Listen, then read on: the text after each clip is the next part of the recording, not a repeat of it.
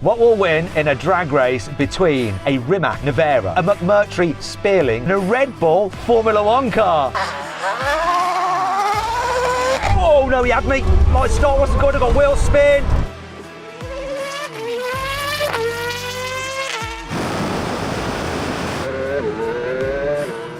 Imagine a car so small it looks like a toy, yet so powerful it leaves Formula 1 cars behind. Meet the McMurtry Spéirling. That's astonishing! It sounds like a jet. Look at its little bubble cockpit and stubby little aerial. Wow! Isn't it adorable? An electric rocket with jet-like fans, record-breaking speed. Oh, I'm loving it! Absolutely loving it! I don't know what G-force I'm pulling. I don't particularly care. It's not in maximum mode. It's still amazing. And grip that's just unreal. In this video, we'll explore the crazy performance, the wild tech, and what it actually feels like to drive this beast. Whether you're into supercars or just love mind-blowing machines, this one's going to surprise you. Get ready, it's something you won't forget. A jet-powered toy that eats supercars for breakfast. At first glance, the McMurtry Spéirling looks almost laughably tiny. It's a pocket-sized, bubble-canopied roller skate of a car that seems more toy than terror. And yet, the moment it screams to life with a noise like a fighter jet preparing for takeoff, all illusions vanish. This is not a gimmick. This is not a prototype you pat on the head and walk away from. This is, without exaggeration, one of the fastest accelerating, highest gripping machines ever built. It just doesn't slow down. That's the most amazing thing about it. I mean, your head gets round and round. Maybe I should try and press it back harder. That's incredible. A car so radically designed and insanely fast that it feels like something out of a video game cheat menu brought into the real world. And that absurd level of speed? It comes from something no other road car has dared to do quite like this. Beneath its sculpted shell lies the secret weapon. While traditional supercars use wings and diffusers to slice the air and create downforce, the Spéirling flips the playbook, literally. Instead of relying on airflow, it brings its own through twin fans spinning at a mind-melting 23,000 revolutions per minute. These fans generate 2 tons of downforce while standing still. You heard that right. This car doesn't wait for speed to stick to the road. It's anchored from the moment you switch it on.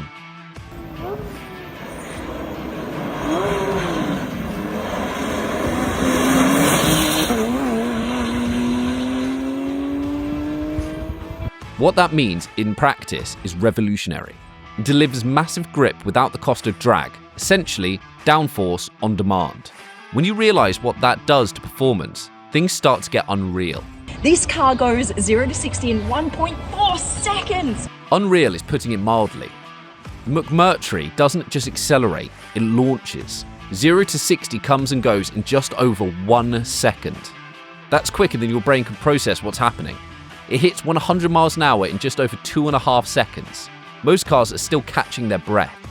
But straight line savagery is only half the story.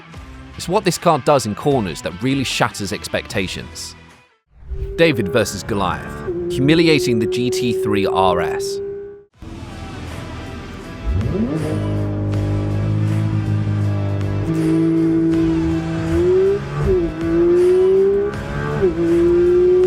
Let's not forget what the GT3 RS represents. It's the king of the track day world, capable of pulling over 2 Gs in braking and nearly as much in corners. But when the Spéirling shows up, it's like comparing a jet to a bicycle. Round tight bends, high-speed sweepers, any corner. The McMurtry doesn't just keep up, it glides past, sometimes around the outside like it's playing a different game entirely. Against the GT3 RS at Hammerhead, the Spéirling was so far ahead, comparison felt unfair. This thing, it's already disappearing. In drag races, it makes supercars look like they're in reverse. The Porsche GT3 RS, one of the most ferocious road legal races out there, barely makes it halfway down the strip by the time the Spéirling crosses the line. And that's not just a subjective impression, it's backed by records. Many, many records. At the prestigious Goodwood Festival of Speed, Spéirling didn't just win, it obliterated the course. Just over 39 seconds, time no other vehicle has come close to since. But perhaps even more shocking was what it did at the Top Gear track test. The McMurtry Pure version, still technically a prototype, clocks a lap time over 3 seconds quicker than the Renault R24 Formula 1 car. Let that sink in. A road-legal electric car beat a full-blown Formula One racer. My word, that is amazing. This thing accelerates like a flicked pea. Not by inches, by a lifetime in racing terms. And if you think that's impressive, wait until you climb inside. Inside the Batmobile. Look at it, it's so small, it's a little roller skate. The cabin of the Speirling is a study in minimalist and intent. There's room for one, and barely. Your helmet brushes the sides. It's not scary, it's cute. I could put it in my pocket. Your body is hugged by safety padding on either side, and your legs stretch into a carbon fibre tunnel of raw purpose. And yet, despite the compact proportions, visibility is surprisingly excellent. Wow. Well, firstly, the vision out of it is just amazing. Once you're strapped in, you don't feel confined, you feel transformed. It's not a car you drive, it's a machine you wear. And with that comes control. Serious, scalable, surreal levels of control. Thanks to the rotary switches and the steering wheel, you can gradually unleash the beast. Start in GT3 mode and you're already faster than most track cars. Bump it up to LMP1 levels and the grip becomes something else entirely.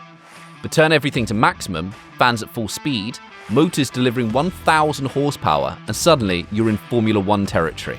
The grip is unreal, the stability is supernatural, and the sense of command is total. You start asking yourself if there's any limit to what this thing can do. But it's not just about speed, it's about how it makes you feel. Despite its monstrous performance, the Speirling never feels violent. It's controlled chaos. You can drive it flat out with absolute confidence because the grip is so predictable, so consistent. Cornering at 3 lateral Gs feels less like hanging on for dear life and more like riding on rails. And should you push it too far, the car forgives. Hit the brakes and it stops hard. The suction acts like an invisible hand pulling you to safety. But that's not to say it's easy on the body. After a few laps, your brain starts to lag behind the car. Your neck strains, tunnel vision sets in, and still, you want to go again. Designed for the elite future. 0 to 60 in 1.3 seconds.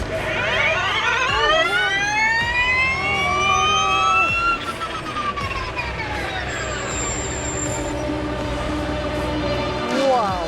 What's even more thrilling is that this isn't the final form. The Spéirling Pure, production-ready evolution, promises even more refinement. A larger battery, a longer wheelbase, more comfort, wider tyres. Top speed is no longer capped at 150, but now targets 190. And it's ready to lap Silverstone 10 times at full attack before needing a recharge. If you can survive the G-forces, the car will keep going. This isn't a glimpse into the future of cars, it's a warning shot to everything else on the road. The McMurtry Spéirling doesn't just set records, it redefines what's possible. In a world flooded with loud, brash supercars fighting for attention, the Spéirling quietly warps the law of motion. It's faster than Formula One, more stable than anything on 4 wheels, and more exhilarating than anything with a license plate. It doesn't shout, it doesn't brag, it simply delivers performance that feels like magic. Once you've experienced it, even as a passenger, everything else starts to feel outdated, slower, heavier, less alive. Because after the Spéirling, speed will never feel the same again. So that was the McMurtry Spéirling. Tiny, loud, and faster than anything we've ever seen on 4 wheels. It's not just a car, it's a whole new way of thinking about speed. If you enjoyed this look at the most extreme machine on the planet, hit like, share it with a fellow car nerd, and let us know what you'd take on the track against it. Subscribe for more jaw-dropping builds and record-breaking rides. Until next time, stay curious and stay fast.